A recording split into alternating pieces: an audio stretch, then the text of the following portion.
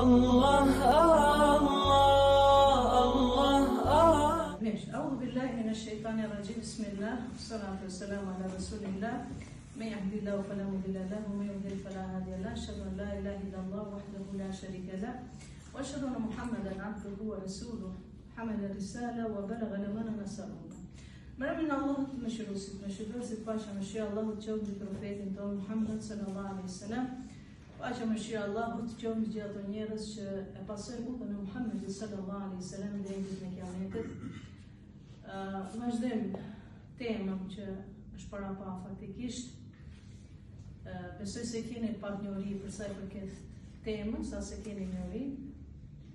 Guxim, domethënë të kesh guxim në ndryshim, që të ndryshosh do të kesh guxim dhe trit dhe identiteti i tyre në Islam.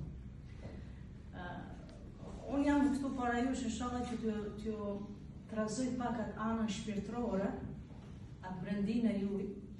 Nuk kam marrë këtu t'ju them që besoni Zot, këtë e besoni Zotin, nuk ka diskutim. Dhe më bëhet qefi për shembull që ka shumë, sidomos 90% e trive të tonë sot, këtë besojnë Zot. Nuk ka nevojë t'ju them juve besoni Zot. Është e puna personit për shembull që pin çaj, ta ka servir dikush një gotë çaj, edhe ti thua nuk ka sheqer. E person thot ta zoje se sheqeri mrende keni. Kështu që edhe ju imanin mrende keni, por inshallah duhet ta trazojmë ka pak që ta shijojmë atë ëmbëlsinë e imanit. Nga njëherë njerëzit e keq kuptojnë ose nuk e kuptojmë bashkë mirë guximin nga fuqia. Guximi dhe fuqia janë të dyja njësoj? Ti je guximtar dhe ti je i fortë, a janë të dyja njësoj? Guxim, çka kuptojmë me guxim? Guxim kuptojmë, ose ashtu si e kanë definuar, faktikisht si definohet në literaturën islame, guxim është ana e zemrës tënde. Kesh guxim brenda, brendia jote të ketë guxim. Nuk është çështje e muskujve, është çështje e zemrës, se sa i fortë jeti, ose sa e fortë jeti brenda, se sa fortë e keti zemrën. Po shikoni për shembull në kohën e profetit alayhi salatu wasalam, se normal ne kur i referohemi ligjëratave tona fetare, normal ne kemi dy burimet kryesore: Kur'anin dhe thënjet dhe veprat e profetit alayhi salatu wasalam. Kohën e profetit alayhi salatu wasalam, kur profeti alayhi salatu wasalam është smur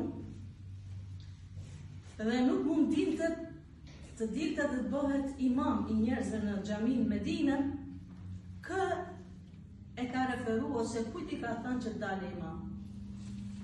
Kë e ka zgjedhur për shokëve të vet profeti alayhi salatu wasalam.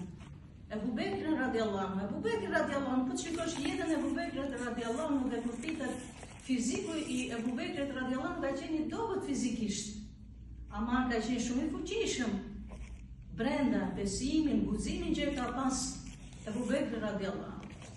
Kështu që nëse ne do ndryshojmë, do të kemi guxim, dhe guximi buron brenda në zemër. Nëse zemrën e ketë fortë, dhe je vendosur me ndryshu, nuk ka diskutim me lejnë Allahut subhane gjelle gjelalu keme ndryshu. Dhe kur themi guxim, në kuptojmë nga dy aspekte: guxim të flasësh dhe guxim të veprosh.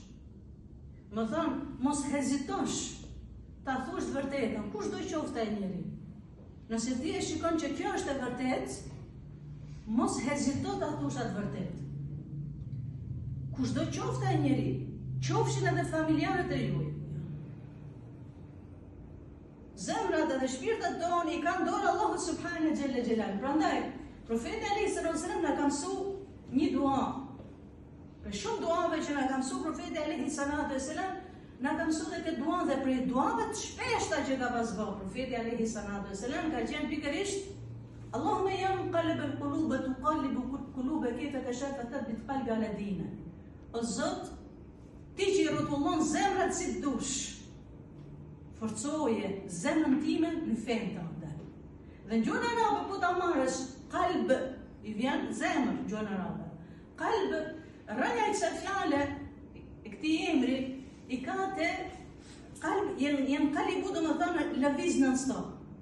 Është lëvizje. Prandaj profeti alayhi sallam na ka mësuar këtë dua, që t'i drejtohemi Allahut azza wa jall që të na ruaj këtë zemër ndihni në fenë Allahut subhanahu xhella xhelalu. O Zot, ti që rrotullon zemrat si dush, forcoje zemrën time në rrugën tënde. Kjo është detyrë dhe kjo është obligim dhe kjo është këshilli që profeti alayhi sallam na ka mësuar. Pra ti drejtohesh Allahut subhanahu xhella xhelalu, ti forcosh lidhjet me Allahun subhanahu wa jall. Sepse secili krijes, secili njerëz në këtë dynja ka nevojë për Allahun subhanahu xhella xhelalu. I shikoni për shembull ato që nuk besojnë Zotin, besojnë diçka tjetër. Ti keni ndi besojnë zjarrin, besojnë lopën, besojnë miun, ama besojnë në diçka, pavarësisht se s'është asgjë ai besim. Megjithatë, ato duan besojnë diçka dhe kujtojnë se ai lopa është më e fuqishme. Kështu që njeriu ka nevojë për Allahun subhanahu xhella xhelalu, si në mirësi dhe si në vështirësi. Si kur je mirë, po edhe kur je në vështirësi, ke nevojë dhe më shumë për Allahun subhanahu xhella xhelalu. Pra, nëse do të ndarosh identitetin tënd si musliman, ktheju Allahut azza wa jall dhe kërkoj të madhit Zot xhella xhelalu që Allahu subhanahu xhella xhelalu çka të bëjë ta ruaj zemrën tënde dhe ta forcojë zemrën tënde.